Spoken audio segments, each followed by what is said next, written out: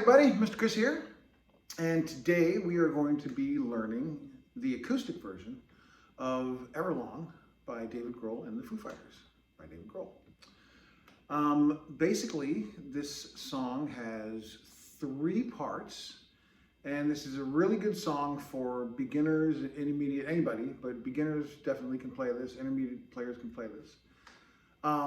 It's a really interesting song. I love the way he looks at the guitar. He looks at the guitar as if it was a drum set. That's what he says in a couple interviews.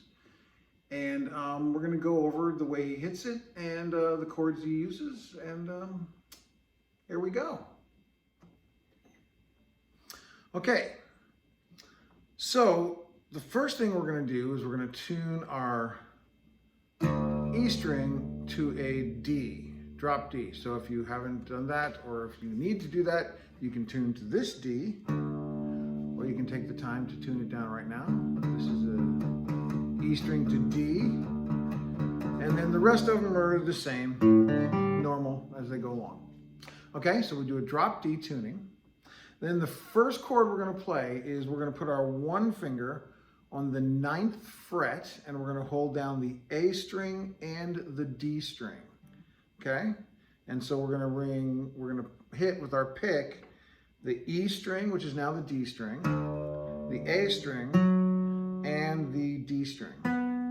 Okay, now what I've watched him do on a couple of videos is when he hits, he's bringing his 3 finger in for all of the accents. It's like you can see it physically move like that. Instead of just sitting there and squeezing, he's actually dropping it each time, so it's okay. And then that beat he's doing, he again, I've heard him say in a couple of interviews that he looks at the guitar like a drum set. So he sees like maybe this string is the kick, and this one is the snare, and this one possibly is the hi-hat. So when he's striking his guitar, he's thinking of doing so that's what I hear him doing on most of the recordings when he's playing it acoustically, is that kind of a beat.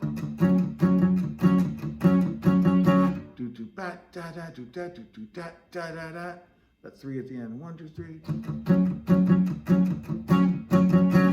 Well, so you do that. So you got your 1 finger covering the A string, the D string on the 9th fret. The low D is open, and the 3 finger is going to be coming down on the D string there, on the D string of the 11th fret. So, all right.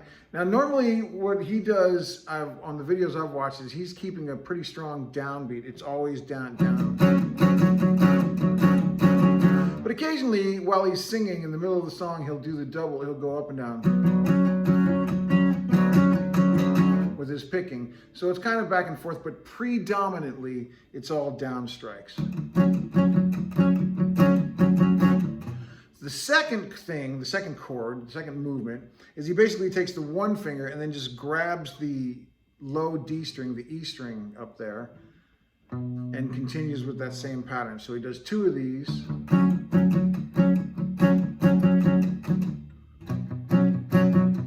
Then he grabs that E string there. So.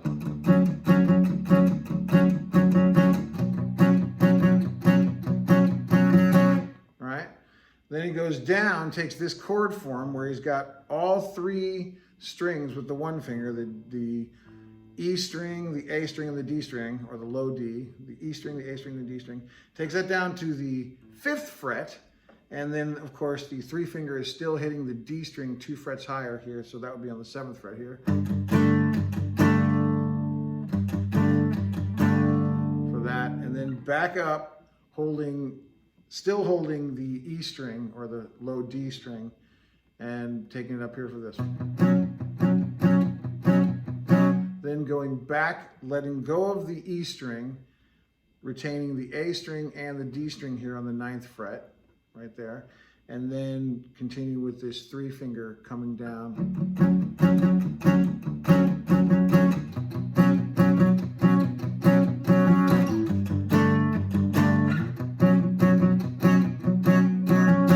All right.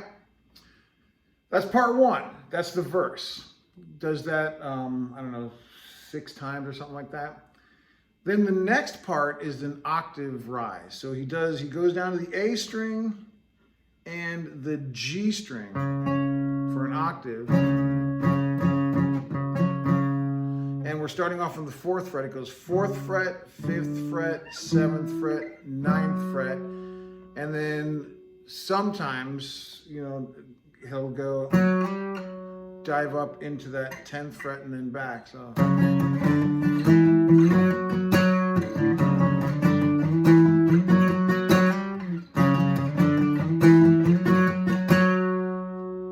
All right. And in the acoustic version, I think he goes directly to, it goes to this chord, which is that same chord we were using where we grabbed all 3 strings and then had the 3 finger in play, only this is on the 7th fret. Your 1 finger is on the 7th fret. So we do the octave rise with the 1 finger on the 4th fret of the A string and the 3 finger on the 6th fret of the G string. And so I'll just call out the 1 finger's position because these guys kind of stay together as they roll up. So that's 4th fret, 5th fret, 7th fret, 9th, into the 10, back to 9, and then this chord played with the 1 finger on the 7th fret.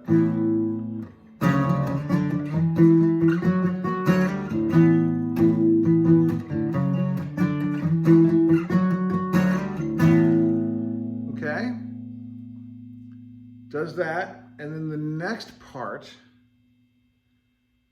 he comes up for the same chord with where we're holding down the three strings, the E string, the A string, the D string, and then we have our 3 finger over here, 2 frets higher on the D string. If anything could ever be this real forever. Kind of missed it there. So it starts off where we are on the 9th fret, takes it down to the 5th fret, then releases the E string, keeps that pinky on the D string there, which is the mistake I made earlier. I kind of went up a little bit. So we go.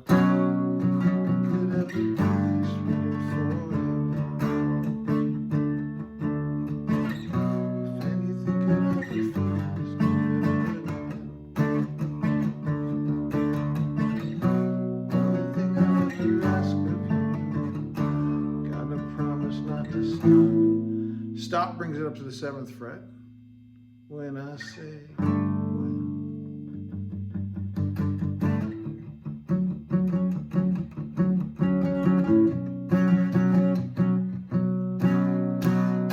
All right, that's basically the 3 parts of the song. Then, of course, I suggest maybe maybe if I can learn how to do all this stuff, I'll put a link below to one of the performances where he gives a little speech beforehand saying about how he wrote the song and everything like that. That's my favorite one. If I can figure out how to put the link in there. See, I'm all new to this stuff, so I have to figure it out.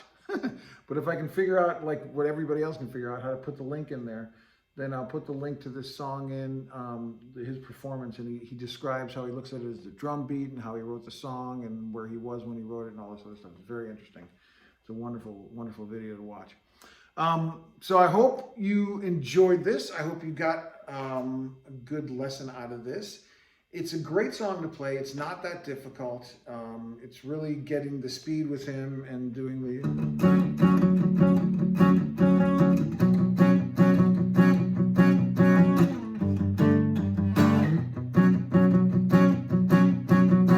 trying to sing the part over it at the same time. It's a beautiful song. I'll let him tell the story about it. It's not my song, it's his. But I just hope that my students and people out there wanting to learn got what they needed from this video. And you can now go and play this song, practice it, study it, learn it. It's a great song to play. That's it. I hope you enjoyed it. If you did, please like and subscribe, and we'll take it from there. All right. Thank you very much, Mr. Chris. Goodbye.